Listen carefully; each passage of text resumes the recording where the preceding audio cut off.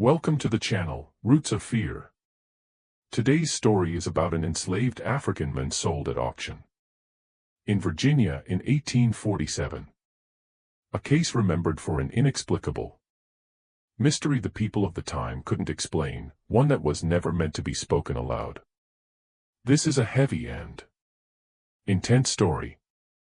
So, take a moment, breathe, and listen carefully. Before we begin, subscribe and write in the comments which city and country you're listening from.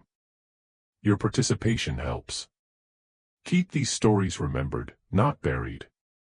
When Boubacar Knight walked onto the auction platform at the Franklin and Armfield slave pen on Duke Street in Alexandria, Virginia on the morning of September 14, 1856, every person in that room stopped moving.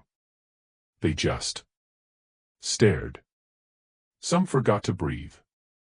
Others felt their hearts beat faster. A few actually stepped backward as if they'd seen something that shouldn't exist. The Alexandria Gazette tried to describe him 3 days later. The writer gave up halfway and simply wrote, "No words can explain what we saw. Beautiful doesn't cover it. Nothing covers it." Boubacar stood 6 feet 7 inches tall. His skin was the deepest black anyone had ever seen, so dark it looked almost blue when the light hit it right. It was completely smooth, without a single scar or mark. When the morning sun came through the auction house windows, his skin seemed to glow from within, as if lit up by something no one else could see. His face made people stop and stare. Everything was perfect. High cheekbones that looked carved from stone, a strong jaw that somehow appeared delicate at the same time. His forehead was wide and smooth. His nose was straight and precisely the right size.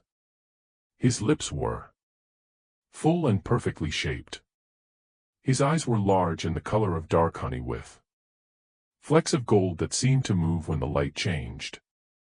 His eyelashes were so long and thick people thought they had to be fake, but they were real. Everything about him was real. His body matched his face. Wide shoulders, a narrow waist, long arms, and legs with muscles that showed he'd been trained to fight. His hands were big but elegant with long fingers. Even in chains and rough slave clothes, he looked like royalty. He carried himself like a king, like someone born to rule, not to serve. But it wasn't just how he looked that made everyone freeze. It was how he acted. Boubacar looked at the white people in that room as if he owned them, not the other way around. His eyes showed no fear, no submission, nothing that said he accepted being property. He looked at each person as if judging them, as if he could see right through their expensive clothes to whatever ugly truth they hid underneath. John Armfield stood next to Boubacar on the platform. Armfield was one of the richest slave traders in America. He wore fine clothes and was respected in Alexandria. But standing next to Boubacar, he looked small and cheap, like a poor copy next to the genuine article. And Armfield knew it. He could feel it. He could see people in the crowd noticing that this slave possessed more nobility than the men trying to sell him. Armfield had bought Boubacar 3 weeks earlier from a trader in Charleston named Davidson. Davidson had seemed desperate to get rid of him, even though someone who looked like Boubacar should have been worth a fortune. After the sale, Davidson had pulled Armfield aside. "That one's different," Davidson had said, his voice shaking. "I've been doing this for 30 years. Sold thousands of Africans. Never seen anything like him. It's not just the looks, though those are disturbing enough. It's what he does to people. He makes them see things. Think about things they don't want to think about. 3 of my best customers refused to bid on him after they saw him Said he made them too uncomfortable. I'm selling him to you cheap just to get him out of my place. Armfield had laughed at the warning. He thought Davidson was making excuses for the low price. Now, standing on that platform with 200 of Alexandria's richest people staring in silence, Armfield understood Davidson had been right. Something about Boubacar made people uncomfortable in ways they couldn't explain. He forced them to think about things they'd spent their whole lives avoiding. The silence lasted a full minute. Then Armfield cleared his throat and tried to speak. His voice came out rough and unsteady. Gentlemen and ladies, he started, then had to stop and clear his throat again. We have something here you've never seen before. This is Boubacar, about 25 years old, just arrived from Africa, the finest specimen I've seen in 40 years of doing this work. He paused, searching for the right words. As you can see, he's exceptional, but it's more than just looks. He's intelligent, has already learned English in just a few weeks. He carries himself like nobility, as if from an important family back in Africa. He'd be perfect for any household wanting to display wealth and good taste. What Armfield didn't say was what he'd learned about Boubacar during the 3 weeks he'd owned him. This slave was different from any other he'd encountered in 40 years of trading human beings. Boubacar had been captured 18 months earlier in what's now Mali in West Africa. Raiders from a rival tribe had attacked his village and sold the prisoners to Portuguese slave traders on the coast. Boubacar had survived the Middle Passage in the hold of a ship where half the captives died before reaching America. He'd emerged from that hell with his mind still sharp and his spirit unbroken. In Charleston, and then Alexandria, Boubacar had done something impossible. He'd learned English faster than anyone thought an African could.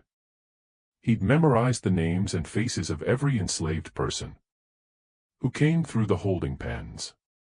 He'd watched the slave traders work, studying their business like a general studying enemy soldiers, looking for weaknesses. And he'd been collecting information. Every conversation between traders about illegal deals. Every document he saw while cleaning offices, even though they thought he couldn't read.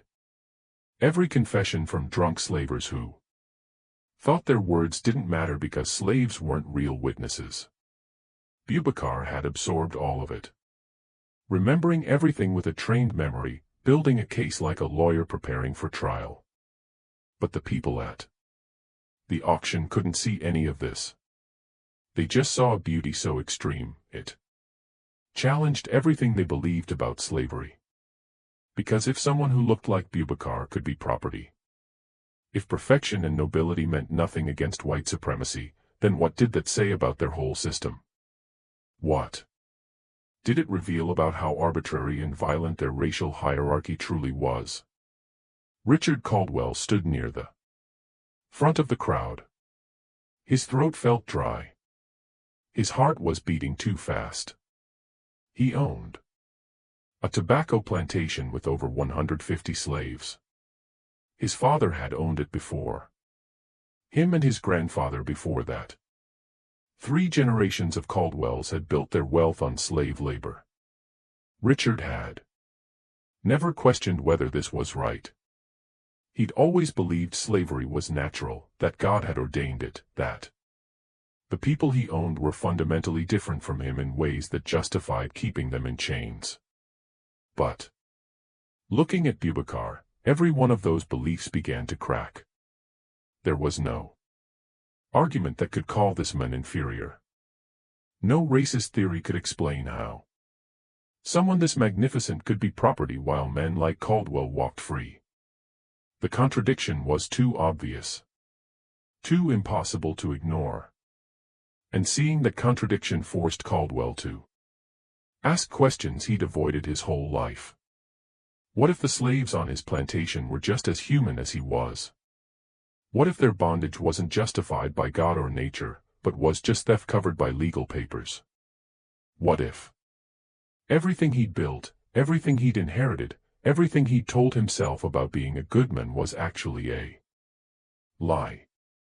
These thoughts scared Caldwell more than any physical danger, because accepting them would mean changing everything about his life and who he thought he was.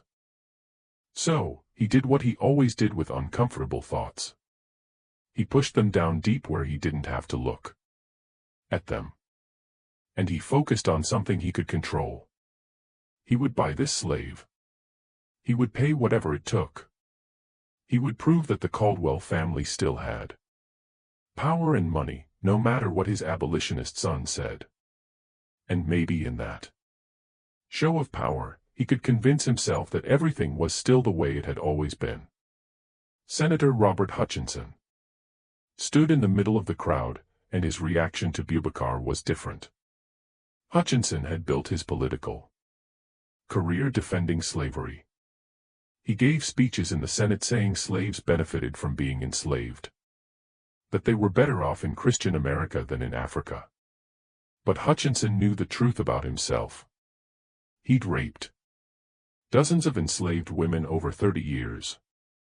He'd taken bribes from slave traders who wanted laws written in their favor. He'd helped kidnap free black people from northern cities, creating fake papers that said they were escaped slaves so they could be sold south.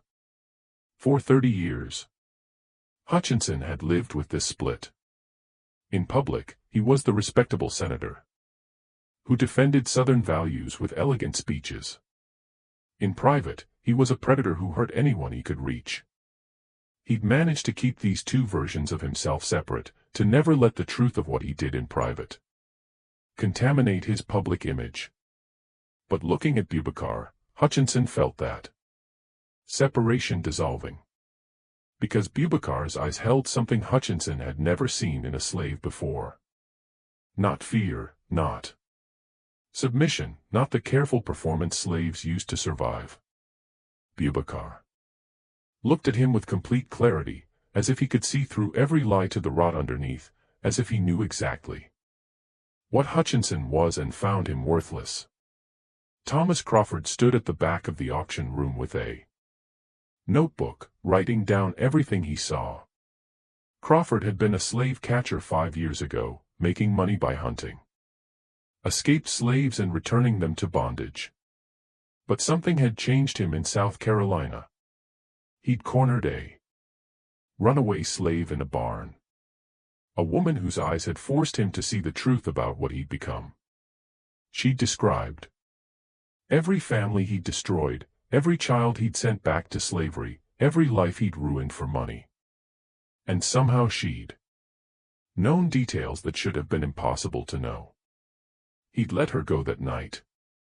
He'd lied in his report, saying she'd drowned. And he'd never caught another slave.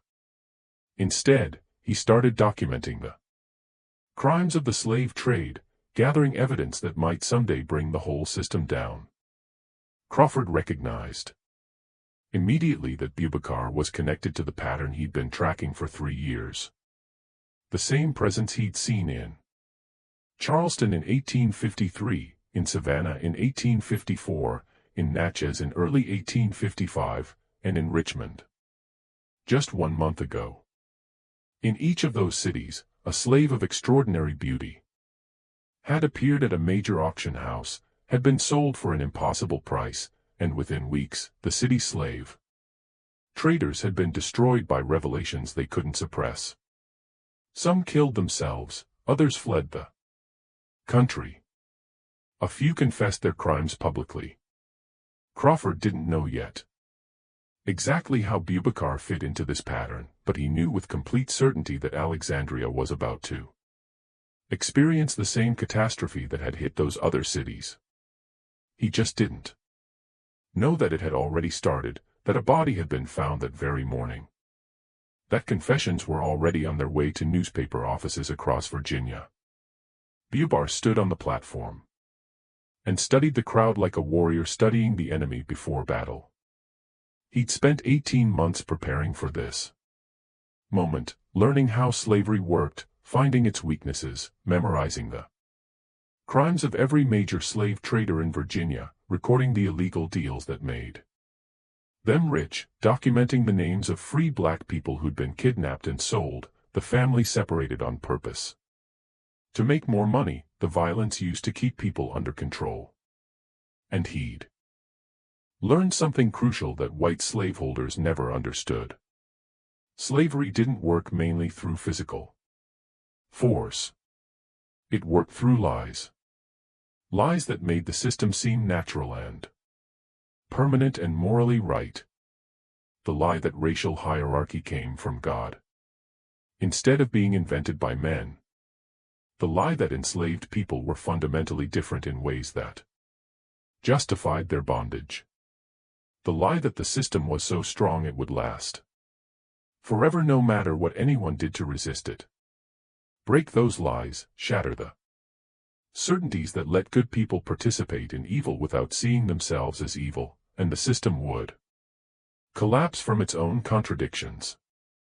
Bubaker had learned this strategy from someone who'd perfected it over years of careful work, a woman named Aminata, who'd found him during his first weeks in Charleston after he survived the Middle Passage. She'd appeared in the holding facility where new Africans were kept, moving freely despite being black, and she'd spoken to him in Bambara, his own language, which no one in America should have known. Aminata had spent 7 years destroying slave traders in cities across the South. She developed a network of informants among enslaved people who saw and heard everything their owners did but were assumed to be invisible. She'd learned to forge documents, to infiltrate households, to gather evidence with legal precision. And she'd discovered that the most effective weapon against slavery wasn't violence. It was truth. Make the crimes visible. Expose the contradictions.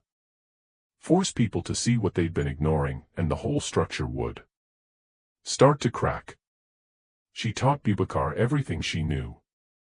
How to observe without appearing to pay attention. How to memorize conversations word for word. How to identify which white people might be turned against the system if confronted with the right evidence. How to use his appearance, his extraordinary beauty, as a weapon that would make people question their own assumptions about race and humanity and what it meant to be property. And Aminata had explained the larger strategy. Richmond, 1 month ago, had been the 4th city they targeted. Alexandria would be the 5th. After Alexandria would come Charleston again, then New Orleans, then Mobile, a systematic campaign of exposure designed not to end slavery through individual operations, but to destabilize it so thoroughly that when the political crisis came, and it was coming soon, the system would be too weakened to survive the shock. Bubacar's role was specific. His beauty would draw Alexandria's elite to the auction. The impossible price he would command would force them to reveal how much they were willing to pay to own another human being. And his presence would create a cognitive dissonance that would crack open psychological defenses these men had spent lifetimes building. Once those defenses cracked, once they started questioning even a little bit, Aminata's documentation would flood through the gaps like water through a broken dam. The auction house had filled beyond capacity by the time Armfield was ready to begin the bidding. Over 200 people packed into a space designed for half that number. More waited outside, hoping to catch a glimpse of the African who'd become legend before anyone had even seen him. The air was thick with sweat and tobacco smoke and something else. Something like fear mixed with greed and desire and shame all tangled together. Armfield raised his hand for silence. The crowd noise dropped away until the room was completely quiet except for breathing and the shuffle of feet on wooden floors. We'll begin the bidding at $5,000. Armfield announced.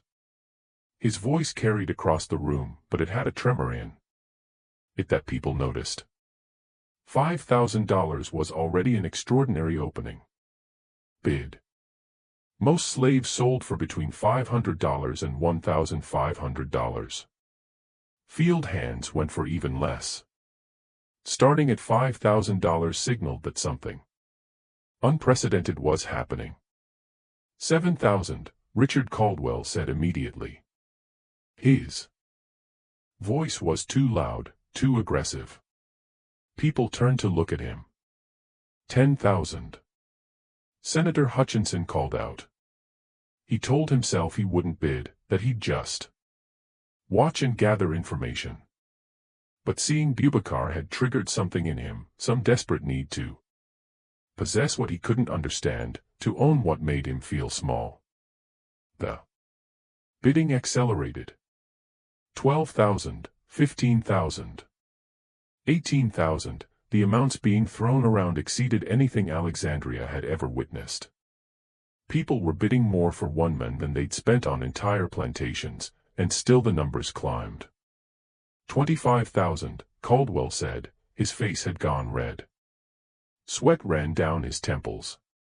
His wife Margaret stood beside him, her expression somewhere between horror and resignation.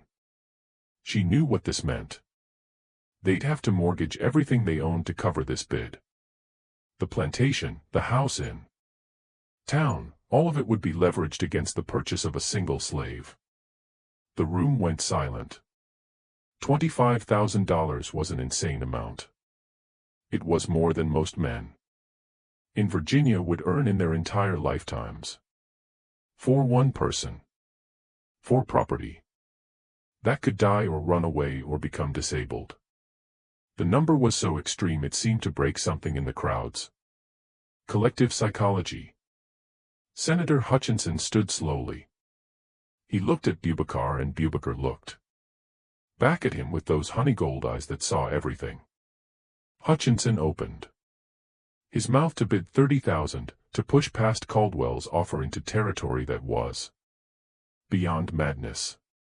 But the words wouldn't come because looking into Boubacar's eyes, Hutchinson suddenly saw himself as this African man must see him, a corrupt politician, a rapist, a man who'd built his career on lies and violence. And for the first time in 30 years, Hutchinson felt shame so profound it paralyzed him. He sat back down without bidding. Around him, people whispered. The senator was withdrawing. That meant Caldwell would win unless someone else entered the bidding. But no one did. The price had gone too high. The whole situation had become too strange.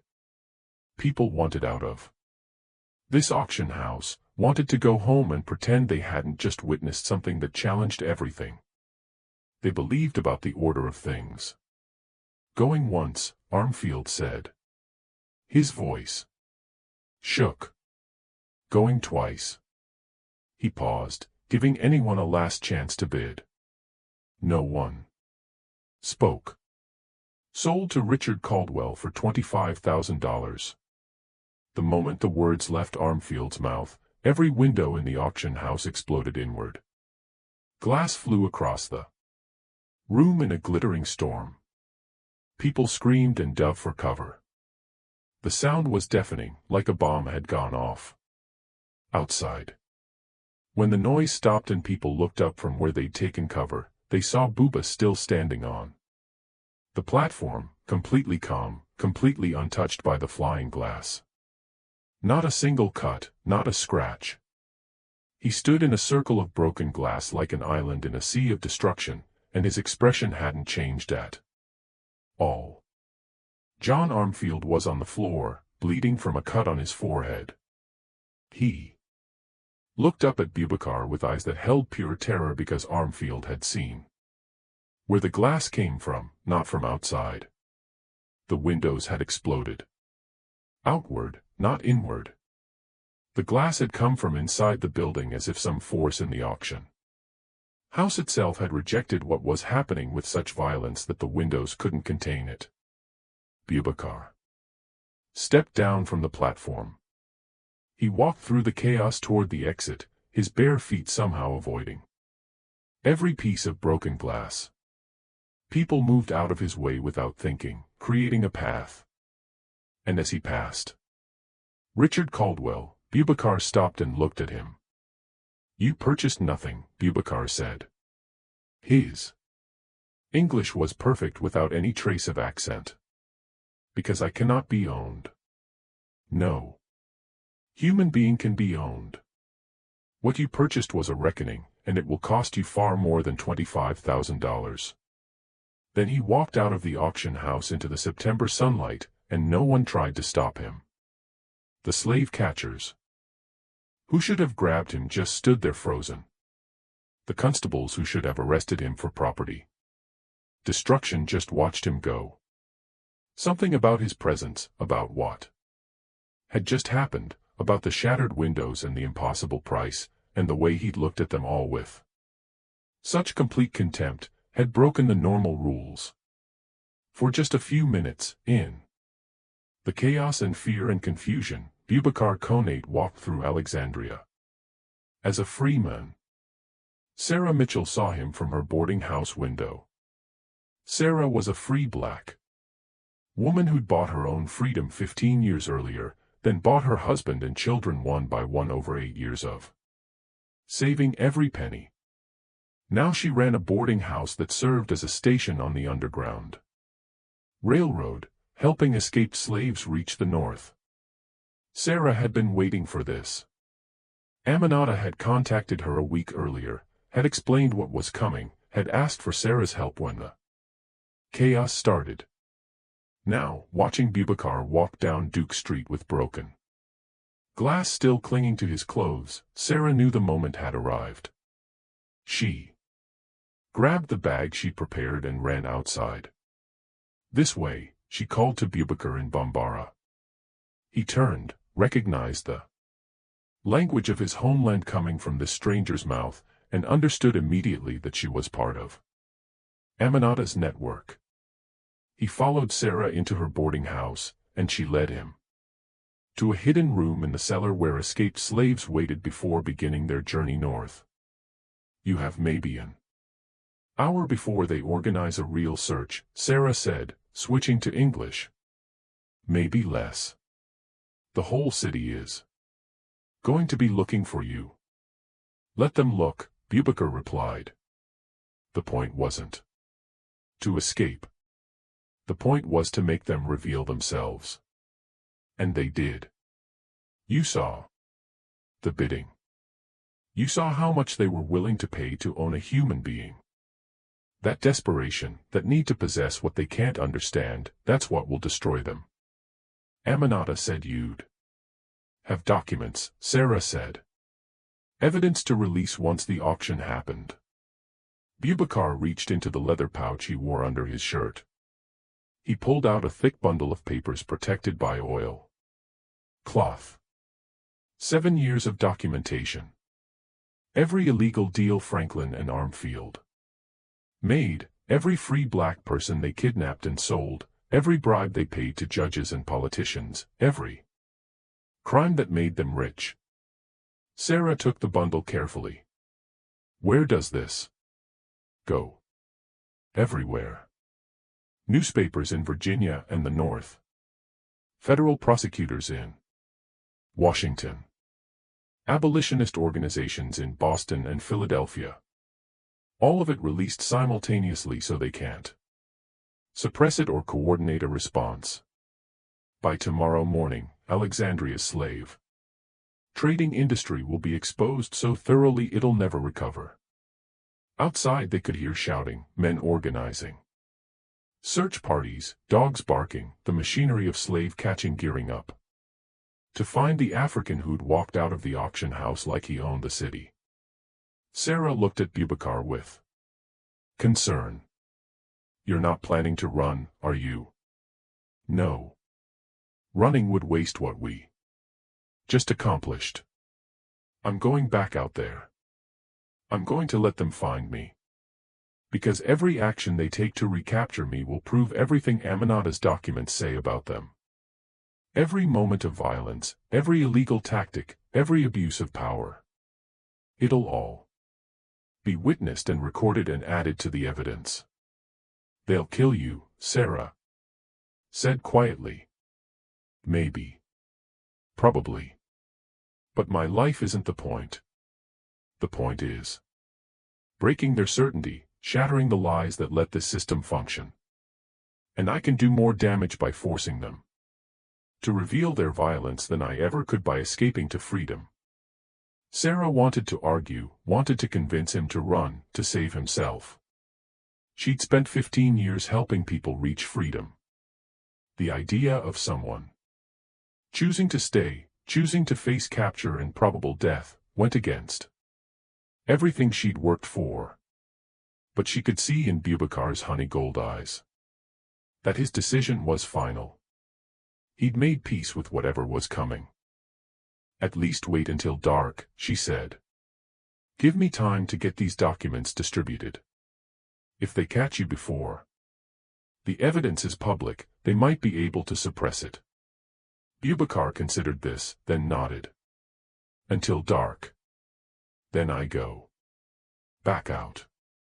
The rest of that day, Alexandria descended into chaos. Richard Caldwell returned to his plantation in shock, unable to explain to his wife what had happened, unable to process that he'd just spent $25,000 on a slave who'd walked away. Senator Hutchinson locked himself in his townhouse and began writing, not the denial he'd planned, but a confession. Every crime he'd committed over 30 years, written out in detail, as if Bubakar's gaze had broken something inside him that couldn't be repaired. John Armfield sat in his office with a bottle of whiskey, his head bandaged, reading a document that had been delivered by a messenger whose face he'd never seen before. The document contained a list of his illegal activities going back 15 years, names, dates, amounts, every free black person he'd kidnapped, every bribed official, every separated family, all of it written out with legal precision, ready to be presented as evidence in court. Attached to the document was a single sentence: "This goes public tomorrow. Unless you choose to end it yourself tonight. Your decision." Armfield knew what that meant. Suicide or exposure. Those were his options. And as darkness fell over Alexandria on September 14, 1856, John Armfield made his choice. He took the rope he'd used countless times to bind slaves for transport, fashioned it into a noose, and hanged himself from the beam in his office.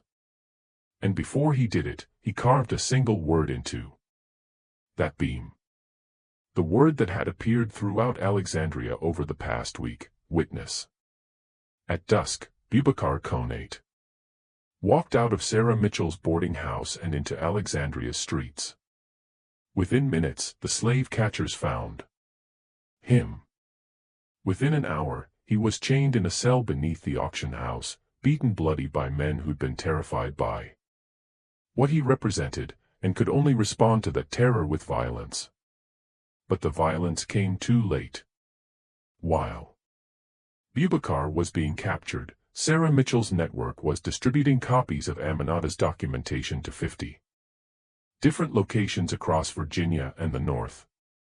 By morning, newspapers in Richmond, Washington, Baltimore, Philadelphia, and Boston would all be running the same story: the secret crimes of Alexandria's slave traders exposed in detail that couldn't be denied or suppressed. And Bubakar, chained in darkness beneath the auction house where he'd been sold for an impossible price, smiled because he understood what the men who'd beaten him didn't. The system they'd built their lives on was already broken. They just hadn't realized it yet. But they would. Starting tomorrow, they would understand that everything they'd taken for granted was about to collapse. The inexplicable mystery of the most beautiful African slave ever auctioned in Virginia had reached its crisis point, and Alexandria would never be the same. The morning of September 15, 1856 began with the Discovery of John Armfield's body. The clerk who found him screamed so loudly that people 3 blocks away heard it. Within an hour, half of Alexandria knew that the city's most successful slave trader had hanged himself in his own auction house. Within 2 hours, they knew about the word carved into the beam above his body, witness. By noon, the newspapers arrived from Richmond and Washington. The headlines were identical across every major publication in Virginia and the North. Alexandria slave trade built on kidnapping and fraud. 7 years of evidence exposed. The documents that Sarah Mitchell's network had distributed the night before were devastatingly thorough. Franklin and Armfield's business records going back to 1849, showing exactly which enslaved people had been purchased from traders who specialized in kidnapping free black people from northern cities, names, dates, prices paid, testimony from enslaved people who'd witnessed the transactions, letters between Armfield and corrupt officials discussing bribes paid to falsify ownership documents. One section detailed the case of the Morrison family. Samuel Morrison had been born free in Philadelphia in 1825. He'd worked as a carpenter, married a free woman named Clara, had 3 children. In 1851, he'd traveled to Baltimore on business. Slave catchers working for a trader named Davidson had grabbed him off the street, forged documents claiming he was an escaped slave from Virginia, and sold him to Franklin and Armfield for $800. Armfield had then sold Morrison south to a cotton plantation in Mississippi, separating him permanently from his wife and children. The documentation included Morrison's original Freedom Papers from Philadelphia, testimony from his wife, Clara, describing his disappearance, the forged slave documents, and letters between Davidson and Armfield discussing how much they'd profited from the kidnapping. It was airtight, legally undeniable. And the Morrison case was just one of 43 similar kidnappings documented in the papers. 43 free black people stolen from their lives and sold into slavery through fraud and violence. 43 families destroyed. And Franklin and Armfield had known exactly what they were doing. The letters made that clear. They'd known these people were free. They'd paid kidnappers specifically to target free black people because buying them was cheaper than buying legitimately enslaved people, and selling them south generated the same profit either way. Richard Caldwell read the newspaper coverage in his library while his wife Margaret stood by the window, her face pale. Their son James had arrived an hour earlier holding his own copy of the Richmond Dispatch. "You gave them $25,000, James said. His voice was quiet, but it carried an intensity that made his father flinch. "You mortgaged everything we owned to buy a man at an auction run by kidnappers and criminals. And you did it knowing, or at least having reason to know, that their business was built on fraud." "I didn't know," Richard protested weakly. "How could I have known?" "Because you chose not to look, just like you've chosen not to look at anything uncomfortable about slavery your entire life. You've spent 50 years participating in a system built on violence and theft, and you've maintained your ignorance deliberately because knowing the truth would require changing." Margaret turned from the window. "What happens now with the mortgage, with the plantation?" "The bank will foreclose," Richard said. His voice was hollow. "I signed papers pledging everything against the $25,000. But the slave I purchased escaped. I have no asset to cover the debt. We'll lose the plantation, the townhouse, everything." "Good," James said. The word hung in the air like a slap. "You should lose it. It was all built on stolen Labor anyway. The only thing I regret is that the enslaved people who worked our land won't be freed as part of the foreclosure. They'll just be sold to someone else.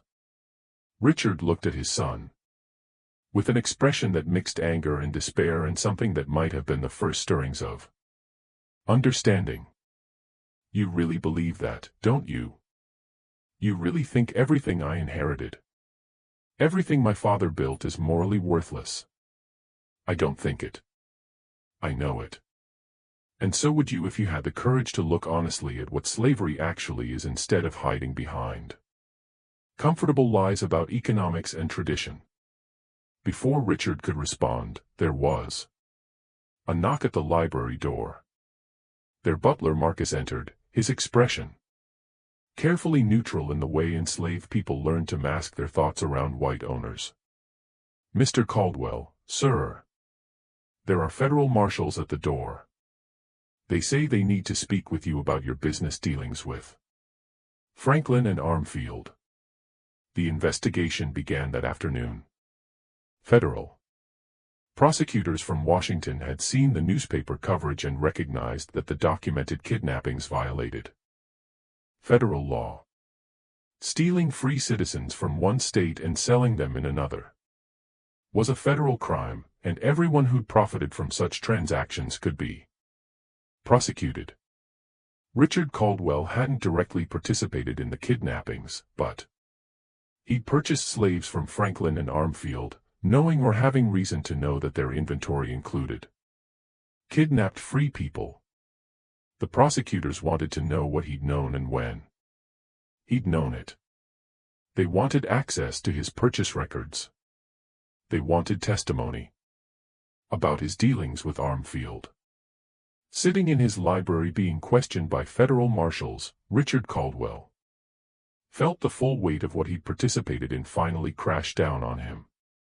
He told himself for decades that slavery was legal, that buying and selling human beings was just business. That as long as he followed the law and treated his slaves decently by the standards of the time, he bore no moral responsibility for the system's violence. But the marshals asking about kidnapped free people made it impossible to maintain that comfortable distance. Because if some of the people he'd purchased had been free citizens stolen through fraud, then his participation in their enslavement wasn't just morally wrong, it was criminal.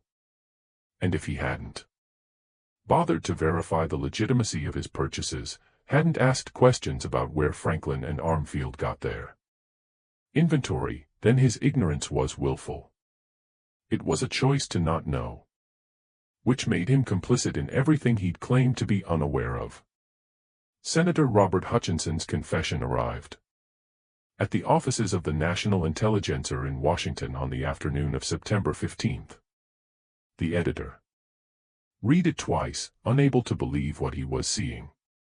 A sitting United States senator confessing to rape, bribery, and participation in kidnapping schemes. 30 years of crimes laid out in meticulous detail. The confession explained how Hutchinson had accepted money from slave traders in exchange for voting against any legislation that might have restricted the slave trade or provided protections for free black people. It described specific instances of sexual assault against enslaved women, naming victims and providing dates. It detailed his involvement in a scheme to kidnap free black people from Pennsylvania and Maryland, falsify their documentation, and sell them south through traders like Franklin and Armfield. At the end of the confession, Hutchinson had written, "I can no longer live with what I have done. I thought I could compartmentalize, could maintain a public persona of respectability while committing private atrocities. But yesterday I looked into the eyes of an African man at an auction and I saw myself as he must see me, a monster. Hiding behind titles and positions. A predator using law and custom to justify evil that no rational morality could defend. I cannot continue. By the time this confession is read, I will have ended my life. May God have mercy on my soul, though I deserve none. The confession was dated September 14th, written sometime after Hutchinson had returned from the auction. Federal marshals were dispatched to his Alexandria townhouse. Immediately, they found him in his study, dead from a self-inflicted gunshot wound. On his desk were additional documents, letters, and financial records that corroborated everything in his confession. The political impact was immediate and catastrophic. Virginia's governor called for an emergency session of the state legislature. Federal prosecutors opened investigations into every official mentioned in Hutchinson's confession. Newspapers across the country ran the story for weeks. A United States senator had confessed to crimes that exposed the moral bankruptcy at the heart of the slave system and then killed himself, rather than face the consequences. Thomas Crawford documented all of it in his notebook, filling page after page with observations and analysis. He'd been tracking this pattern for 3 years. But Alexandria's exposure exceeded anything he'd witnessed before. The sheer volume of evidence, the prominence of the people implicated, the speed with which the revelation spread, all of it suggested a sophistication and planning that went far beyond what he'd seen in Charleston or Savannah. Crawford wanted to interview Boubacar, wanted to understand how he fit into this larger campaign. But getting access to the African who triggered this catastrophe wasn't simple.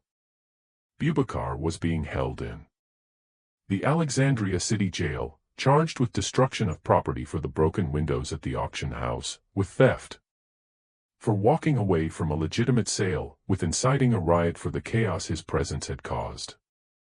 But the charges were complicated by the fact that the man who'd purchased Boubacar was now under federal investigation, which raised questions about whether the sale had been legitimate. And the auction house where Boubacar had been sold was owned by a dead man whose business was being dismantled as evidence of criminal enterprise. Who actually owned Boubacar? Conate. Who had standing to bring charges against him? The legal questions multiplied faster than anyone could answer them. Crawford bribed a guard to get 15 minutes alone with Boubacar in his cell. What he found was a man who'd been beaten severely, but whose spirit seemed entirely unbroken. Boubacar sat on the stone floor of the cell, his back against the wall, his honey-gold eyes as clear and focused as they'd been on the auction platform. "You're Thomas Crawford," Boubacar said before Crawford could introduce himself. "You were a slave catcher until 5 years ago when Aminata changed you. Now you document the slave trade's crimes and wait for the moment when all the documentation can be used to bring the system down." Crawford felt his breath catch. "How do you know about Aminata? How do you know my history?" "Aminata told me about you. Said you were the proof that even people who've participated in great evil can change when confronted with truth. She thinks you'll be important when the larger crisis comes. When this nation tears itself apart over slavery, she thinks you'll be able to testify from inside the system in ways that will make people listen." "Where is she? Is she here? In Alexandria?" "She's everywhere and nowhere. She's built a network across 7 states. Informants in every major slave market. People in positions where they can access documents and testimony. Free black people who risk everything to gather evidence. Even some white people who've turned against the system. It's taken 7 years to build, but now it's operational and it's systematic and it's going to keep exposing the slave trade's crimes until the whole structure collapses." Crawford pulled out his notebook. "Can I document this? Your story, what happened at the auction, what you know about the larger campaign. That's why I let them capture me, so there would be a witness who could write it all down, the auction, the impossible Price, what it revealed about how desperate white slaveholders are to possess what challenges their assumptions, the violence they're willing to use to maintain control. All of it needs to be documented because all of it proves what we've been saying for years. Slavery can't survive honest examination. It only functions through lies and violence and willful ignorance. Over the next hour, Boubacar told Crawford his story. His childhood in the Bambara kingdom, where he'd been trained as a warrior and educated in his people's history. His capture 18 months earlier during a raid by rival tribes who sold prisoners to Portuguese slavers. The middle passage in the hold of a ship where he'd watched 200 people die. His arrival in Charleston and his meeting with Aminata. She found me in the holding facility 3 days after we landed, Boubacar said. I was still sick from the crossing, still trying to process that I'd survived when so many hadn't. She appeared like a ghost, speaking Bambara, which I thought no one in America would know. She told me she'd been watching for new arrivals from the Bambara region because people from warrior cultures made the best recruits for what she was planning. Aminata had explained her strategy. The slave trade operated through established patterns and assumptions. Traders expected newly arrived Africans to be broken by the Middle Passage, traumatized into submission. They expected language barriers to prevent communication and organization. They expected that Africans would be isolated from each other, unable to build networks or coordinate resistance. But Aminata had been breaking all those expectations for 7 years. She identified newly arrived Africans who showed resilience and intelligence. She taught them English with systematic precision. She explained how the slave system worked so they could identify its vulnerabilities. And she trained them in documentation and observation, teaching them to gather evidence that could be used to expose the crimes that slavery depended on. Boubacar had been her most successful student. His extraordinary beauty made him valuable in ways that gave him access to places other enslaved people never saw. When he was sold to wealthy households as a house servant, he could access private papers and overhear confidential conversations. His intelligence allowed him to learn quickly and remember everything. And his appearance created the cognitive dissonance that was central to Aminata's strategy. White people look at me and can't reconcile what they see with what they believe about Africans, Boubacar explained. They've convinced themselves that black people are inferior, that we're suited for slavery by nature or divine design. But then they see someone who looks like I do, who carries himself like nobility, who speaks with intelligence that matches or exceeds their own, and their assumptions start to crack. They can't own me without confronting the lie that ownership is based on anything other than violence. The auction had been planned for months. Aminata had positioned Boubacar to be sold through Franklin and Armfield specifically because their operation was central to Virginia's slave trade. An exposure there would have ripple effects throughout the entire system. The impossible price he commanded would demonstrate how much white slaveholders were willing to pay to possess something that challenged their worldview. And the documentation released simultaneously with the auction would prove that even the most respected slave traders were criminals whose businesses depended on kidnapping and fraud. What happens to you now? Crawford asked. Even if the charges are dropped, you're still legally a slave. Someone owns you or claims to own you. No one owns me, Boubacar said quietly. I am Boubacar Konate, son of Madu Konate, grandson of Siku Konate, descendant of warriors who never bowed to any master. They can claim ownership on paper. They can put me in chains. They can beat me or kill me. But they cannot make me property. That requires my acceptance of their authority, and I will never give them that. Crawford wrote furiously, capturing every word. This was the testimony that needed to be preserved. The voice of someone who'd experienced slavery, but refused to be defined by it, who maintained his humanity and dignity despite a system designed to strip both away.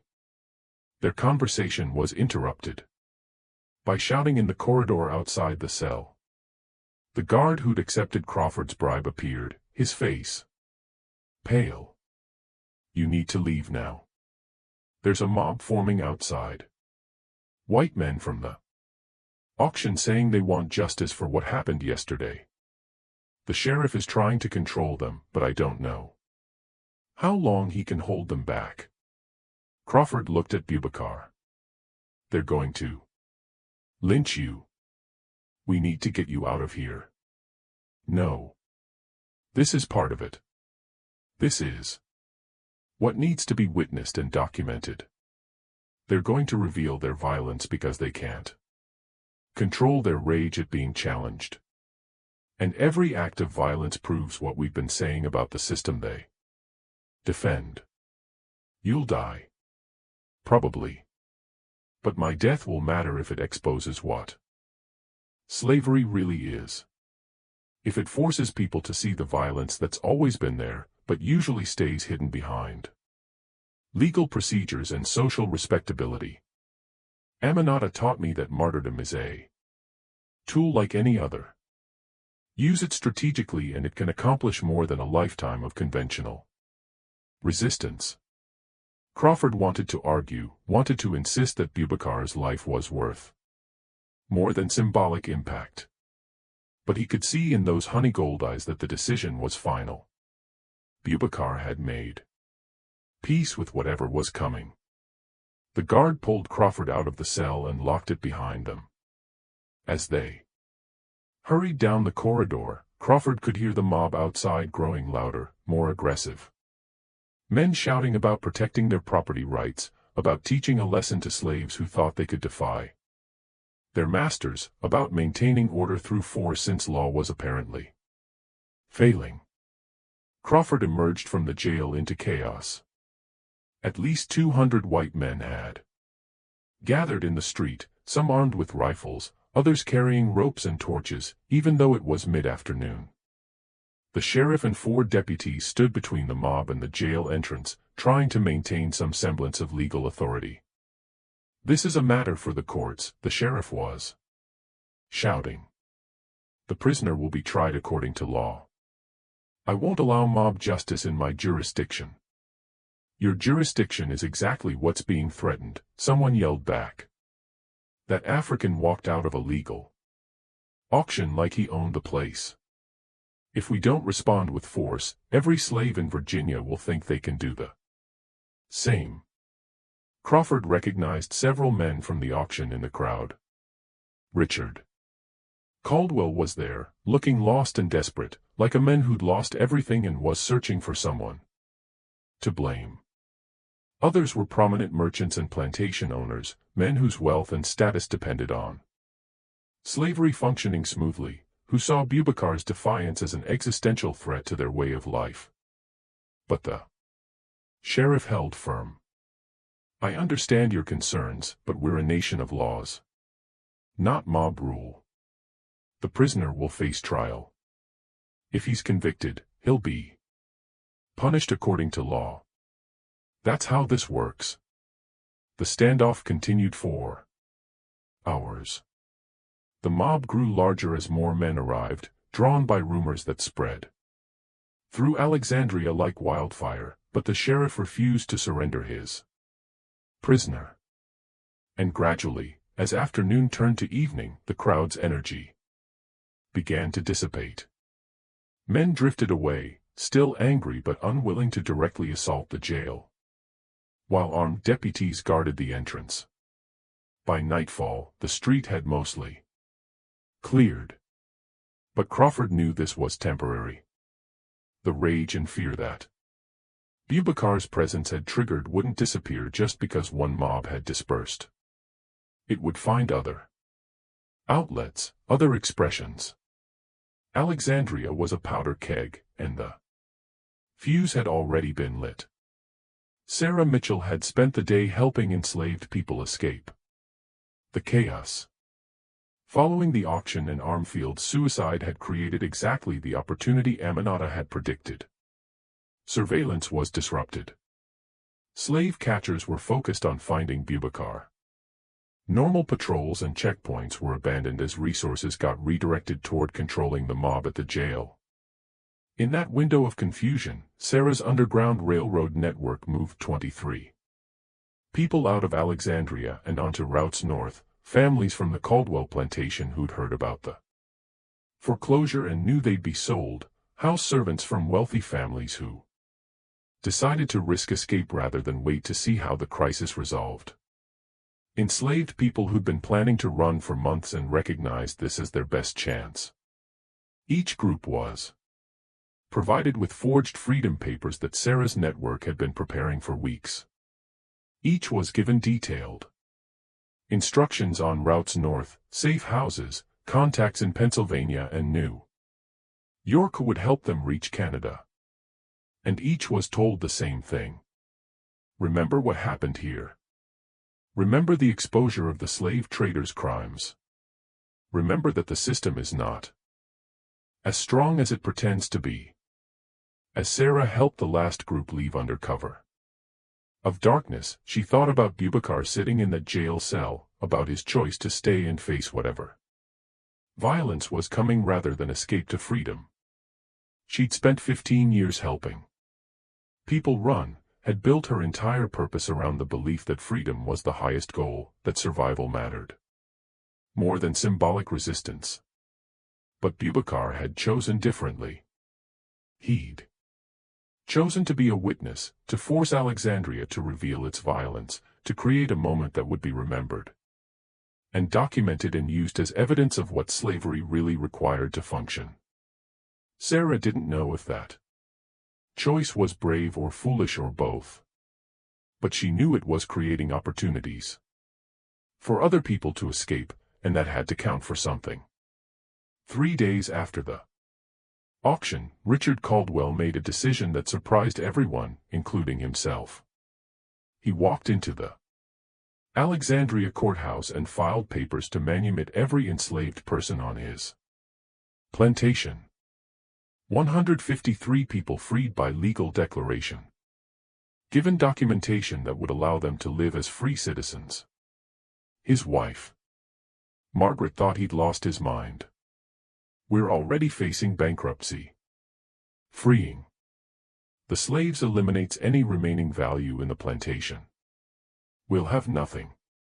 We already have nothing, Richard replied. His voice was quiet but certain. The plantation is mortgaged beyond its value. The bank will foreclose within weeks. At least this way, the people who actually work the land won't be sold to cover our debts. They'll be free. Why? Margaret asked. Why now after 50 years of accepting slavery as normal? Because I looked into that African's eyes at the auction and I saw myself as he must see me. A man who participated in evil because it was profitable and socially acceptable. A man who convinced himself that following the law made his actions moral even when the law itself was unjust. I can't undo 50 years of harm, but I can stop causing new harm. I can free the people I've enslaved and spend whatever time I have left trying to make some kind of amends. The manumission papers were processed on September 18th, 4 days after the auction. 153 people who'd been property on Monday morning were legally free by Friday afternoon. Most of them left the plantation immediately, heading north with freedom papers and what few possessions they owned. A few stayed, not sure where to go or how to survive without the structure slavery had imposed on their entire lives. Marcus, who'd served the Caldwell family for 30 years, was among those who stayed. He found Richard in the plantation office surrounded by papers documenting decades of transactions that were now meaningless. Why did you do it? Marcus asked. Free us. I mean, no one forced. You two. Richard looked up from the papers. That African at the auction. Boubacar.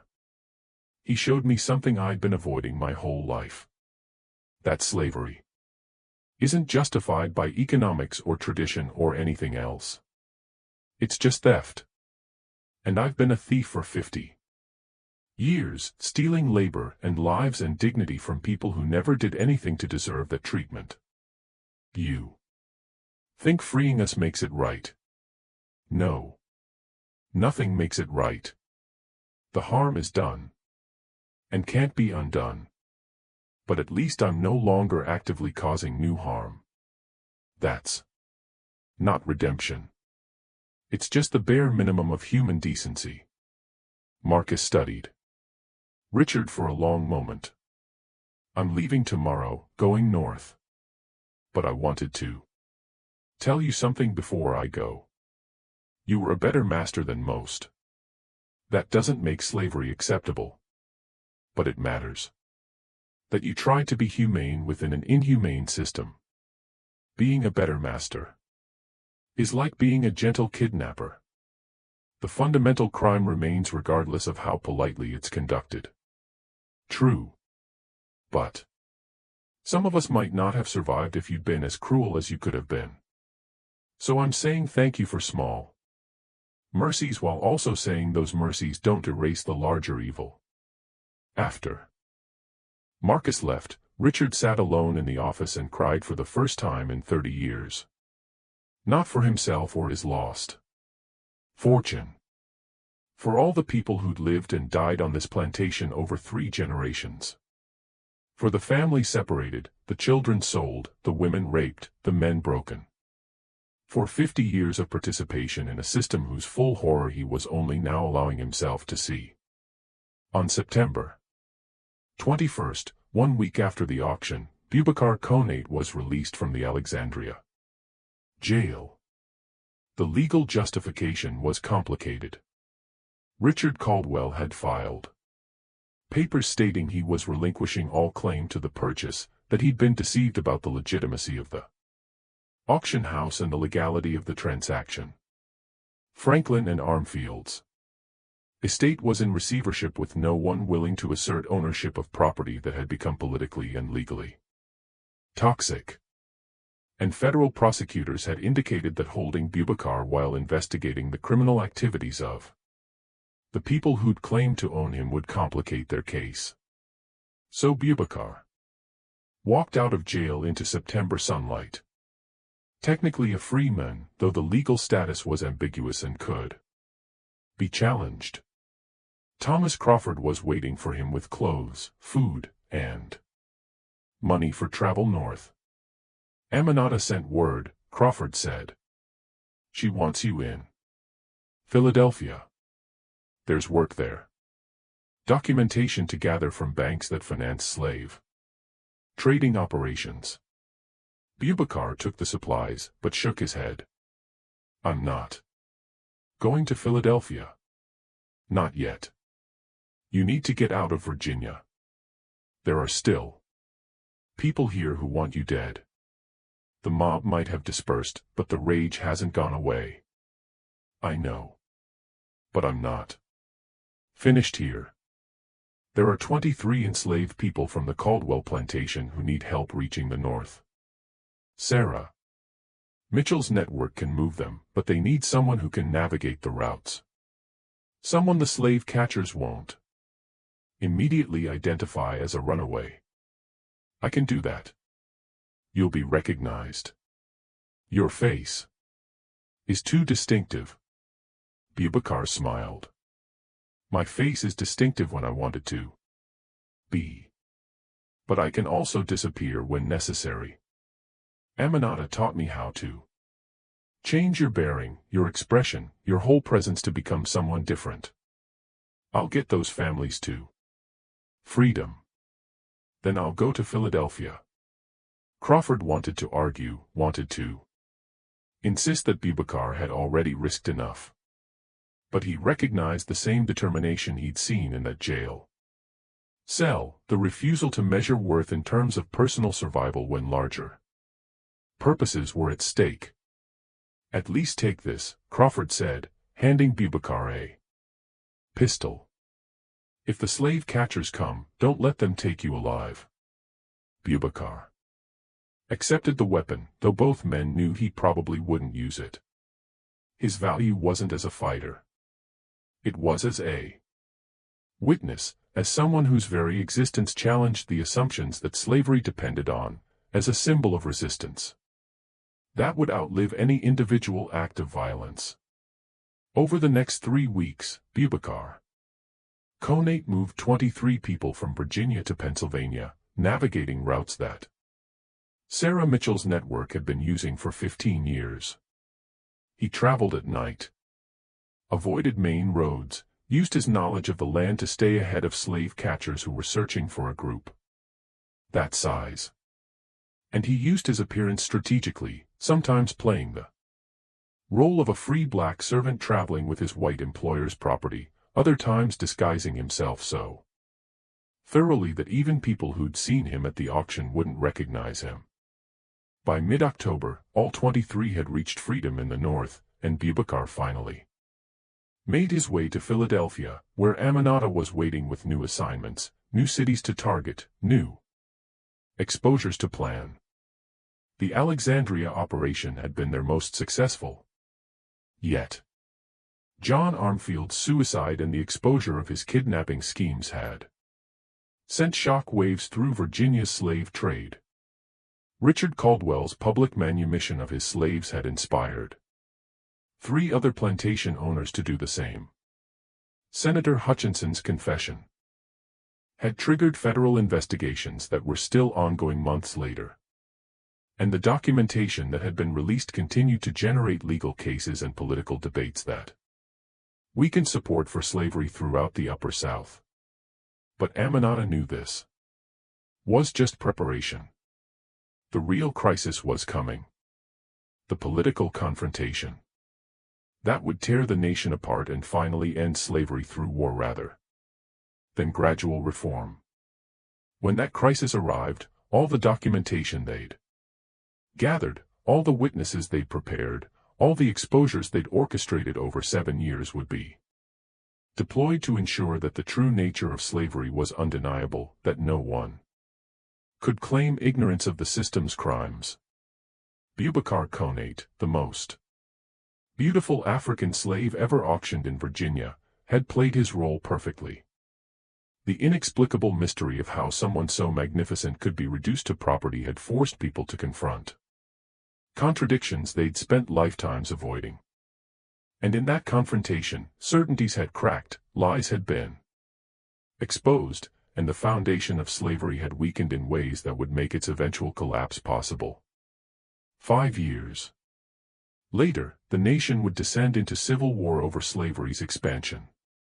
And when that war finally ended slavery throughout America, historians would look back at incidents like the Alexandria auction and recognize them as turning points, moments when the system revealed its own contradictions so completely that its ultimate destruction became inevitable. The inexplicable mystery wasn't really about beauty at all. It was about how a system built on lies could be demolished by truth. How resistance could take forms that looked nothing like traditional rebellion. And how one person's choice to be a witness could create changes that rippled across a nation and transformed history.